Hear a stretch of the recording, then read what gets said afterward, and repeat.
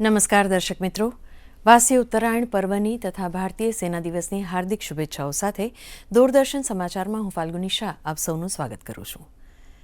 આજના બુલેટિનમાં વાત કરીશું 28મી કોમનવેલ્થ સ્પીકર્સ એન્ડ પ્રિસાઇડિંગ ઓફિસર્સની કોન્ફરન્સનો આજથી પ્રારંભ થયો.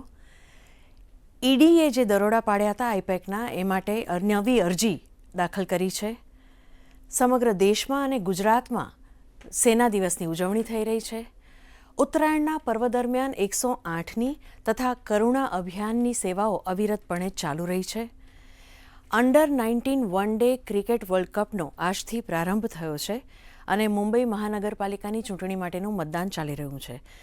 આ બધા જ સમાચાર વિગતવાર જોઈએ તે પહેલાં નજર કરીએ આજની હેડલાઇન્સ પર.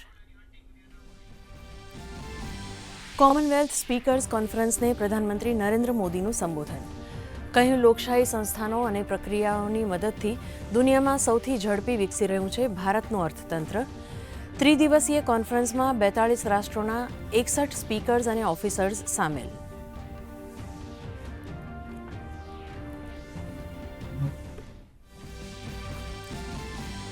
આઈપેક દરોડા મામલે ઈડીની સુપ્રીમ કોર્ટમાં નવી અરજી. પશ્ચિમ બંગાળમાં ડીજીપી, કોલકાતાના પોલીસ કમિશનર અને ડીસી સાઉથને સસ્પેન્ડ કરવાની કરાઈ માંગ. ઈડીના અધિકારીઓ સામેની એફઆઈઆર પર કોર્ટે લગાવી રોક.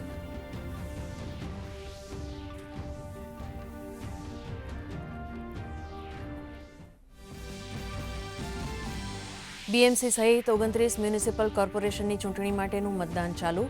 બોલિવૂડ સેલેબ્સ સહિત નાગરિકો ઉત્સાહભેર કરી રહ્યા છે મતદાન. મહાયુતિ અને ઠાકરે ભાઈઓના મહાગઠબંધન વચ્ચે સીધી ટક્કર.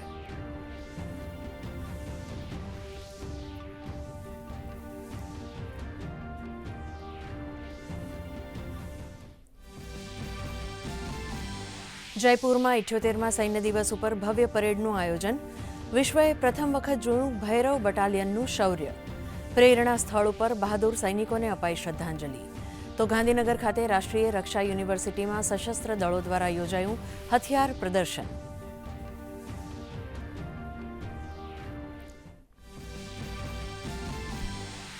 કેન્દ્રીય ગૃહમંત્રી અમિત શાહે અમદાવાદમાં આદિ શંકરાચાર્ય સમગ્ર ગ્રંથાવલીનું કર્યું વિમોચન. ગુજરાતના સામૂહિક ચરિત્ર નિર્માણમાં અખંડાનંદજીનું મોટું યોગદાન હોવાની કરી વાત.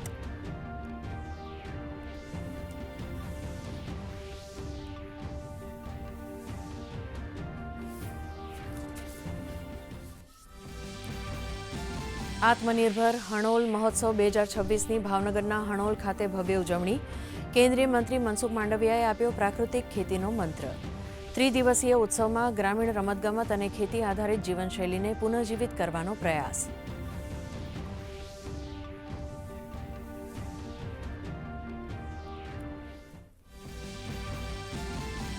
ઉત્તર ભારતમાં ગાઢ ધુમ્મસ અને ગાત્રો થીજવતી ઠંડી. રાજધાની દિલ્હીમાં નોંધાયું 2.3 ડિગ્રી ન્યૂનતમ તાપમાન.